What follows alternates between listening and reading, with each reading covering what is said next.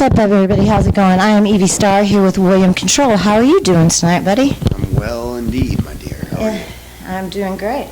A long way from home, Seattle. That's all the way across the country. Yep.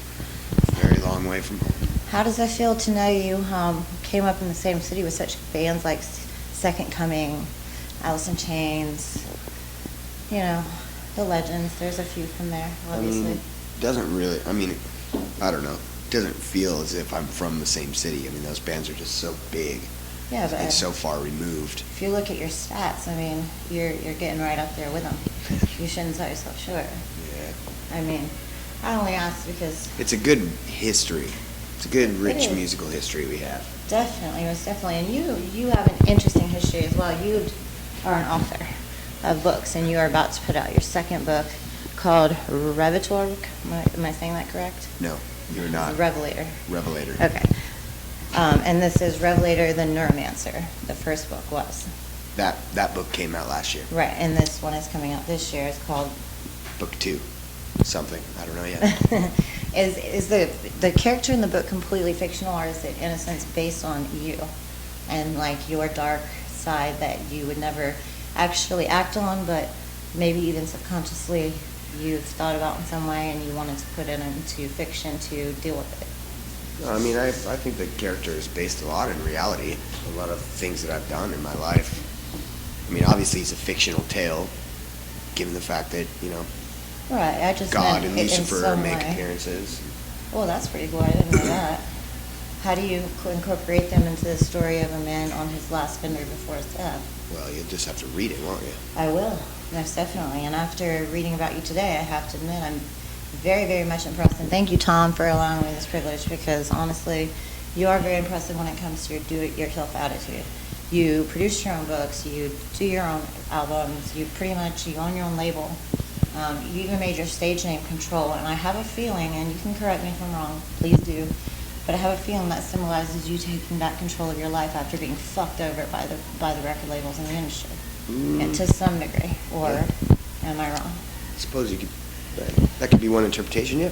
And what's another interpretation in your mind? That's a pretty good one. I like that one. Okay.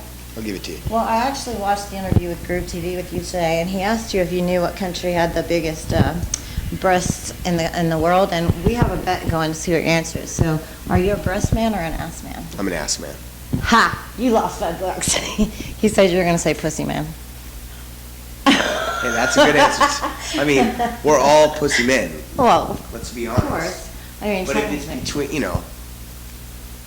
between the ass, the pussy's not something that you see right, but until I mean, you peel the panties away. Of course, but I had to ask because I thought I'm that was definitely an pretty ass man. comical. If it's between tits and ass, I'm definitely an ass man. I kind of guessed that based on your answer because, you didn't seem to notice the women in Malaysia, was it? Or some country with an M that has the biggest breasts? Wales. Wales, yes. Which is Whale. that can't be a reality.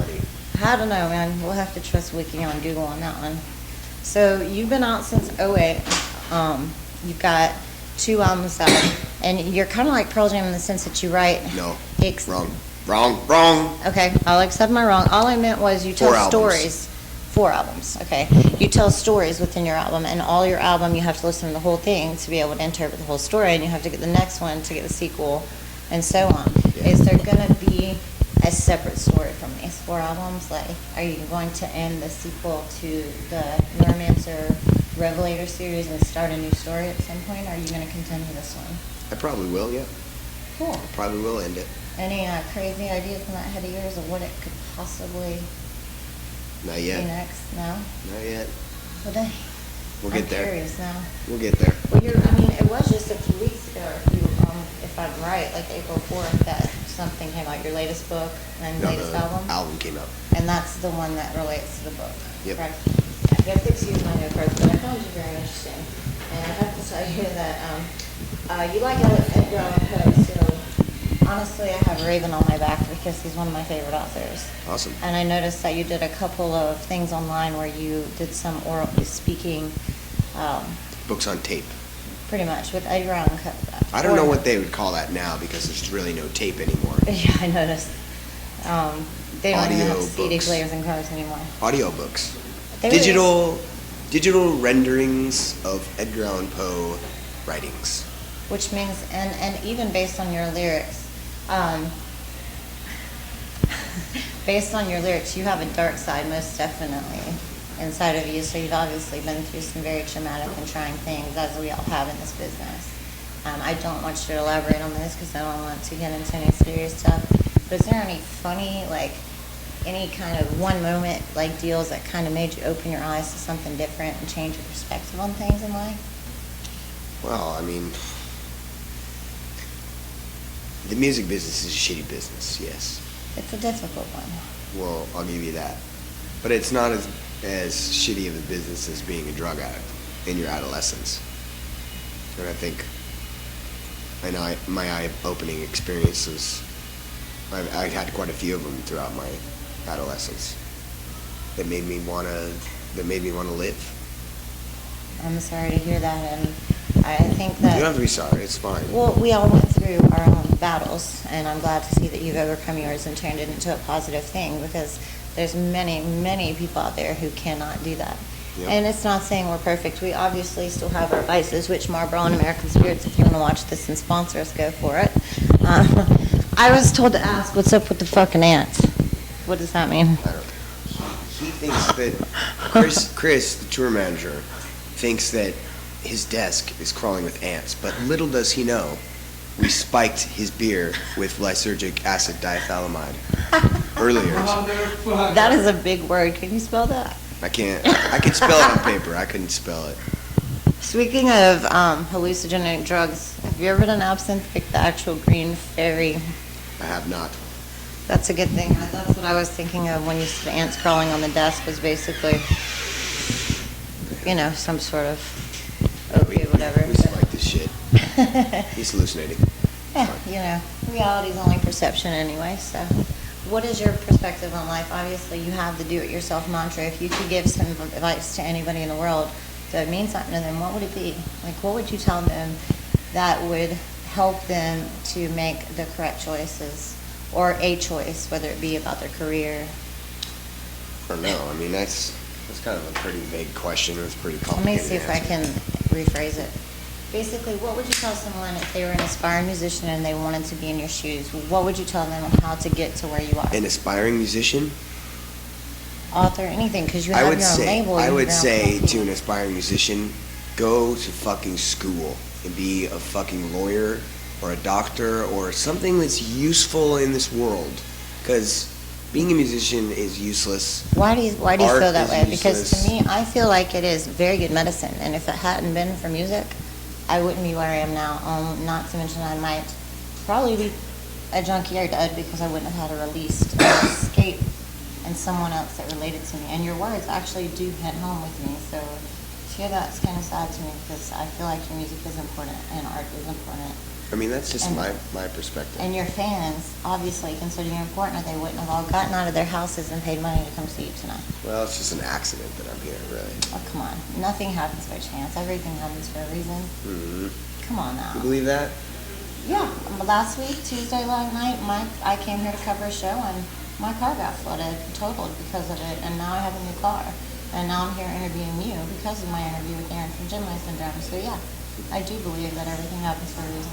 You know, I think that's probably just coincidence, though. I don't believe in coincidences. Yeah. No, because that takes destiny out of our hands. And you obviously have such a do-it-yourself attitude that destiny is in your hands. You make things happen for yourself. Yeah. You went out and started your own companies. You made the choice to start your own label. You made the choice to write books.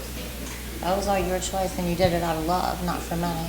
Yeah, And yeah, well- if you want to be rich, definitely pick a different career because this ain't the one. But honestly, we do it for the love of it.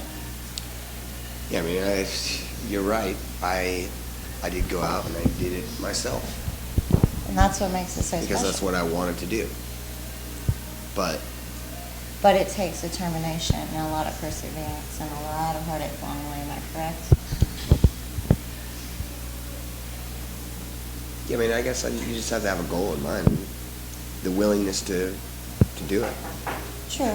I can agree with that 100%. But I wouldn't say, I wouldn't say that floods and, natural disasters are things that happen because of a divine reason to get people to go to certain places. I don't think it's to make them go do certain things or different places. That's I like just think believing. there's- That's like believing that somebody created the world and then created a man and a woman Well, I in a believe perfect that garden. energy created the world, and I believe that when we think positively about something, we attract positive things.